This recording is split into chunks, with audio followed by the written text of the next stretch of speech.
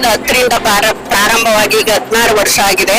ಪ್ರತಿ ವರ್ಷನೂ ಕೂಡ ನಾವು ಇದೇ ರೀತಿ ಮಹಿಳಾ ದಿನಾಚರಣೆ ಆಚರಣೆ ಮಾಡಿ ಅಲ್ಲಿ ಅನೇಕ ಮಹಿಳೆಯರನ್ನ ಕರೆದು ಸನ್ಮಾನ ಮಾಡಿ ಕಾರ್ಯನಿರ್ವಹಿಸಿಕೊಂಡು ಬರ್ತಾ ಇದ್ದೇವೆ. ವಾರ್ಷಿಕೋತ್ಸವ ಸಮಾರಂಭ ಮಾಡಿದಾಗ್ಲೂ ಅಷ್ಟೇ ಸಹಾಯ ಹಸ್ತ, ವಿದ್ಯಾರ್ಥಿಗಳಿಗೆ ವಿದ್ಯಾರ್ಥಿ ವೇತನ, ಅಸಹಾಯಕರಿಗೆ ಹಣ ಸಹಾಯ, ಈ ರೀತಿ ಒಳ್ಳೊಳ್ಳೆ ಉತ್ತಮವಾದ ಕಾರ್ಯಕ್ರಮಗಳನ್ನ ಮಾಡ್ಕೊಂಡು ಬರ್ತಾ ಇದೀವಿ. ಈ ರೀತಿನ ಅಂತಾರಾಷ್ಟ್ರೀಯ ಮಹಿಳಾ ದಿನಾಚರಣೆಯನ್ನ ಮಾಡಿ ಒಬ್ಬ ರೈತ ಮಹಿಳೆ ಹಾಗೂ ಪದ್ಮಶೇಖರ್ ಅವ್ರನ್ನ ಕರೆದು ಅವ್ರಿಗೆ ಸನ್ಮಾನ ಮಾಡುವಂತ ನಿಟ್ಟಿನಲ್ಲಿ ಕಾರ್ಯಕ್ರಮವನ್ನ ನಿರ್ವಹಿಸಿದ್ದೇವೆ.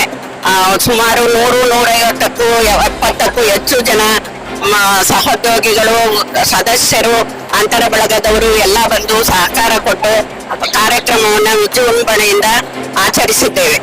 ಧನ್ಯವಾದಗಳು ಸರ್.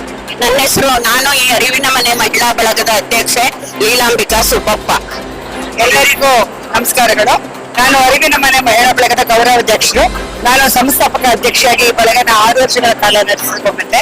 ನಮ್ಮ ಪ್ರಾರಂಭದ ಕಾಲದಿಂದಲೂ ನಾವು ಸಮಾಜ ಸೇವೆಯಲ್ಲಿ ತೊಡಗಿಸ್ಕೊಂಡಿದೀವಿ.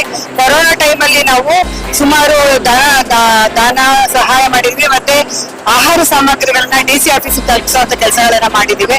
ಮತ್ತೆ ಈ ಸುನಾಮಿ ಬಂದು ನಿರಾಶ್ರಿತರಾದಂತವರಿಗೆ ಮೈಸೂರು ನಾಗರಿಕ ಸಮೃದ್ಧಿ ಅಂತ ನಾವು ಧನ ಸಹಾಯವನ್ನು ಕೂಡ ಮಾಡಿದ್ವಿ. ಈ ರೀತಿ ನಮ್ಮ ಕೈಯಲ್ಲಾದಂತ ಒಂದು ಅಳಿಲ ಸೇವೆಯನ್ನ ಮಾಡ್ಕೊಂಡು ಬಂದಿದೀವಿ. ಇಲ್ಲಿ ಪ್ರತಿ ವರ್ಷ ನಾವು ಮಹಿಳಾ ದಿನಾಚರಣೆ ಇರ್ಬೋದು, ಮತ್ತೆ ಶಿಕ್ಷಕರ ದಿನಾಚರಣೆ, ವಾರ್ಷಿಕೋತ್ಸವ, ಈ ದಿವಸಗಳಲ್ಲಿ ನಾವು ಸೋಷಿಯಲ್ ಸರ್ವಿಸ್ ನ ಮಾಡ್ತೀವಿ. ಹಂಗೆ ಇವತ್ತು ನಾವು ವಿವಿಧ ಬಳಗಗಳಿಗೆ ವಚನಾಧ್ಯಕ್ಷರ ಸ್ಪರ್ಧೆ ಅಂತೇಳಿ ವಿಶೇಷ ಸ್ಪರ್ಧೆಯನ್ನ ಏರ್ಪಡಿಸಿದ್ದೀವಿ. ವಚನಾಧ್ಯಕ್ಷರ ಸ್ಪರ್ಧೆಯಲ್ಲಿ ನಮ್ಗೆ ಬಹಳ ಉತ್ಸವದಿಂದ ಭಾಗವಹಿಸಿದ್ದು ಎಲ್ಲರಿಗೂ ನಗದು ರೂಪದಲ್ಲಿ ಬಹುಮಾನವನ್ನ ಕೊಟ್ಟಿದ್ದೀವಿ.